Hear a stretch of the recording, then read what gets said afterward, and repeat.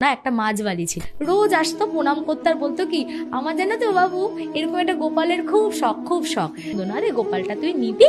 তখন বলছে যে হ্যাঁ দাও আমাকে গোপালটা। ওর এবার গোপাল পেয়ে তো ভীষণ আনন্দ। ও কি করতো, নিজে সকালবেলা উঠে যখন চা বিস্কুট খেত গোপালকে চা বিস্কুট দিত, ওই মাছের ঝুড়িটা নিত, তার উপরে ভালো করে এরকম পেপার বসিয়ে তার ওপরে তোর গোপালটাকে বসিয়ে মাথায় তুলে নিত। এবার যখন যার বাড়িতে মাছ বিক্রি করতে যেত আস্তে করে ঝুড়িটাকে নামাতো, গোপালটাকে সাইডে রেখে মাছ টাছ বিক্রি করে আবার পেপার দিয়ে ঢেকে দিয়ে তার উপরে গোপালকে বসিয়ে আস্তে করে মাথায় তুলে নিত।